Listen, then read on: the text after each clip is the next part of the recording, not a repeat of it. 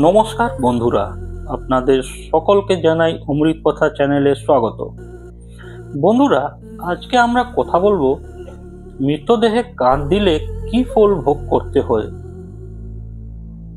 বন্ধুরা, প্রায়শই আপনারা দেখেছেন যখন কোনো ব্যক্তির মৃত্যু হয় তখন 4 জন লোক তাকে কাঁধ দেন এবং শ্মশান ঘাট পর্যন্ত নিয়ে যান। তাদের সঙ্গে কি হয় তা কেউ জানে না। শুনে অবাক হয়ে যাবেন যে এর কি ফল তাদের ভোগ করতে হয়। এই কারণে ভিডিওটি মনোযোগ দিয়ে শুনুন। দরকার শান্ত প্রাঙ্গণে সমুদ্রের ঢেউয়ের উপর চাঁদের সাদা ছায়া ঝিলমিল করছিল এবং প্রভু শ্রীকৃষ্ণ শান্ত হয়ে বসেছিলেন। ঠিক তখনই আকাশে এক মধুর কম্পন হলো। বিশাল ডানার প্রতিধ্বনি ছড়িয়ে পড়ল এবং গরুর প্রভুর চরণে প্রণাম করে বললেন, প্রভু, আমার মনে এটি জিজ্ঞাসা আছে, এটি রহস্য আছে, কৃপা করে এটি স্পষ্ট করে দিন। শ্রীকৃষ্ণ মৃদু হাসলেন এবং বললেন, গরুর, তোমার প্রতিটি জিজ্ঞাসা ধর্মের দ্বার খুলে দিয়ে জিজ্ঞেস করো, তুমি কি জানতে চাও। গরুর নম্র স্বরে বললেন, প্রভু, যখন মানুষ দেহ ত্যাগ করে, যখন তাদের মরতে উঠে, যখন লোকেরা কাঁদে, তখন আমি বহুবার অনুভব করেছি যে আত্মা সেই কাঁদ দানকারীদের দেখে যেন কোনো অদৃষ্ট দৃষ্টি দিয়ে তাদের পরখ করে। প্রভু, এটি কেন হয়? এটি শুধু একটি প্রথা নাকি এর পেছনে কোনো গভীর দিব্য রহস্য লুকিয়ে আছে? তখন শ্রীকৃষ্ণ বললেন, গরু, মৃত্যু হলো সেই দরজা যেখান থেকে আত্মা সংসার থেকে বিদায় নিয়ে একটি নতুন পথ ধরে। আর যখন মরদেহ উঠে তখন কেবল একটি শরীরই উঠে না, বরং একটি গোটা জীবন, তার কর্ম, তার স্মৃতি, তার অপূর্ণ অনুভূতি, তার পাপ এবং পুণ্য উঠে। আর সেই আত্মাই কিছু সময় পর্যন্ত তার শরীরের কাছে ঘোরাঘুরি করে। সে দেখে যে তার অন্তিম যাত্রায় কে এলো, কে এলো না, কে শ্রদ্ধা দিয়ে দাঁড়িয়ে আছে, আর কে কেবল লোক দেখানো করছে। এই কারণেই আত্মা সেই কাদানকারীদের দেখে এবং পরখ করে।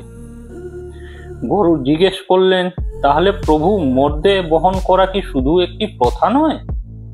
শ্রীকৃষ্ণ বললেন, না গরু, কাঁধ দেওয়া হলো একটি শক্তির আদান প্রদান। এটা দেহ থেকে বেড়ে আত্মা এবং জীবিত মানুষের মধ্যে একটি অদৃশ্য চুক্তি। যে ব্যক্তি পবিত্র মন দিয়ে কাঁদে, সে নিজের পক্ষ থেকে করুণা ও সম্মানের আলো আত্মা পর্যন্ত পৌঁছায় এবং সেই আলোই আত্মার জন্য পথ হয়ে যায়। গরু পুরাণ বলে, যে নিঃস্বার্থভাবে কাঁধ দিয়েছে সে শতযজ্ঞের সমান পূর্ণ লাভ করেছে। তখন গরুর বিস্মিত হয়ে জিজ্ঞেস করলেন, প্রভু, আত্মা সেখানেই কেন থাকে? শ্রীকৃষ্ণ বললেন, কারণ আত্মা সঙ্গে সঙ্গে বুঝতে পারে না যে সে দেহ ত্যাগ করেছে। সে ভ্রমে থাকে, তার দিক নির্দেশ দরকার, আর সে দিক নির্দেশ তাকে মরদেহ দিয়ে 4 কাঁধ তার পথ হয়ে উঠে। এই কারণে কাঁধ দেওয়া কেবল তার বহন করা নয়, বরং আত্মার জন্য 4টি প্রদীপ জ্বালানো। কিছুক্ষণ নীরব থেকে তারপর গরুর জিজ্ঞেস করলেন, প্রভু, কি হয় যখন কোনো মৃত্যের 4টি কাঁধ জোটে না? তখন শ্রীকৃষ্ণ চোখে গভীরতা নেমে এলো এবং তিনি বললেন, গরু, শোনো, একটি গল্প আছে যা কেবল গল্প নয়, সত্য, যা পৃথিবীর এক যুগে ঘটেছিল। অনেক কাল আগে পাটলিপুত্রে ধনীরাম নামে এক ব্যক্তি থাকত। সে ছিল ধনের পূজারী, ধর্ম বিমুখ। সে ব্রাহ্মণদের অপমান করেছে, গরিবদের তাচ্ছিলা করেছে, নিজের মাতা পিতার শ্রাদ্ধ পর্যন্ত করেনি। তার ধর্ম, দয়া, করুণার সঙ্গে কোনো সম্পর্ক ছিল না। কিন্তু তার স্ত্রী রূপবতী ছিলেন অত্যন্ত ধর্মপরায়ণ, বিনয়ী, দানশীলা এবং পূর্ণ আত্মা। তিনি গরিবদের অন্ন দিতেন, ব্রত করতেন, মন্দিরে সেবা করতেন এবং নিজের স্বামীর অপবিত্র ধন থেকেও গোপনে দান করতেন। কারণ তার বিশ্বাস ছিল পূর্ণি পাপের ক্ষমার পথ। একদিন মহামারী ছড়িয়ে পড়ল, নগরে মৃত্যুর ভয়ে ছায়া ফেলল, কিন্তু ধনীরাম সাহায্য করেনি। সে নিজের ভাণ্ডারে লুকিয়ে রাখলো এবং রোগীদের দ্বার থেকে তাড়িয়ে দিল, কিন্তু রোগ তার উপরেই পড়ল। মৃত্যুর সময় সে অন্ধকারে ছায়া দেখলো, কিন্তু সাহায্যের জন্য কেউ এলো না, কারণ মৃত্যুর মুহূর্তে মানুষের সঙ্গে কেবল তার কর্ম চলে। একথা শুনে গরুর গভীর নিঃশ্বাস নিয়ে বললেন, প্রভু, তার মৃত্যুর পর কি হলো? শ্রীকৃষ্ণ বললেন, এটাই হলো রহস্যের শুরু। যখন ধনীরামের মৃত্যু হলো, তখন নগর তার মরদেহে কাঁধ দিতে অস্বীকার করলো। লোকেরা বলল, এই সেই লোক যে কখনো কারো অন্ত্যেষ্টি করেনি, ব্রাহ্মণদের সম্মান করেনি, দান করেনি, তবে তার আত্মাকে কে বহন করবে? রূপবতী কাকুতি মিনতি করলেন, কিন্তু কেবল 3টি কাঁধ পাওয়া গেল। চতুর্থ কাঁধ কেউ দিতে রাজি ছিল না। তখন মরদেহ সেখানেই থেমে গেল। বাতাস কাঁপতে লাগলো এবং রূপবতী দেখলেন যে তার স্বামীর আত্মা মরদেহের কাছেই ব্যাকুলতা নিয়ে ঘুরছে। এ কথা শুনে গরুর জিজ্ঞেস করলেন, প্রভু, আত্মা কি দেহের কাছেই থাকে? শ্রীকৃষ্ণ বললেন, হ্যাঁ গরু, যতক্ষণ না মরদেহ সম্পূর্ণ বিধি অনুসারে চলে আত্মা এগিয়ে যায় না। আর গরুর পুরাণ স্পষ্ট বলে, চতুর্থ কাঁধ ছাড়া আত্মা শূন্য ঝুলে থাকে, না এগিয়ে যেতে পারে, না ফিরতে পারে, আর সময়ের সঙ্গে সঙ্গে প্রেত হয়ে যায়।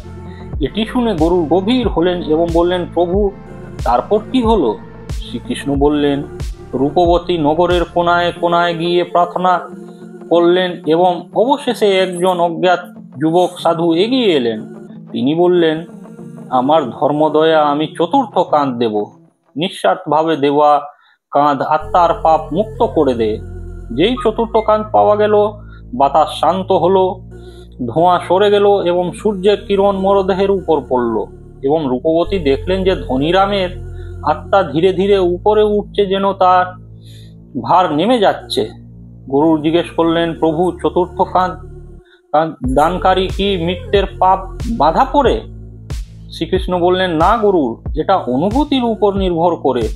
যদি কেউ লোভ, ভয়, স্বার্থ, প্রতিপত্তি বা লোভ দেখানো করে কাঁদে, তবে সে মৃত্যুর অপূর্ণ কর্মের সঙ্গে বাধা পড়ে। কিন্তু যে শ্রদ্ধা, দয়া এবং করুণা দিয়ে কাঁদে, সে কেবল আত্মার মুক্তির মাধ্যম হয় না, পাপ না বন্ধন। শ্রীকৃষ্ণ আরো বললেন, চতুর্থ কাঁধ 4টি পুরুষার্থের অর্থাৎ ধর্ম, অর্থ, কাম এবং মোক্ষের প্রতিনিধিত্ব করে, এবং যদি এর মধ্যে কোনোটি অপূর্ণ থাকে তবে আত্মার পথ আটকে যায়। তাই চতুর্থ কাজ হলো ঈশ্বর দ্বারা দেওয়া অন্তিম সুযোগ।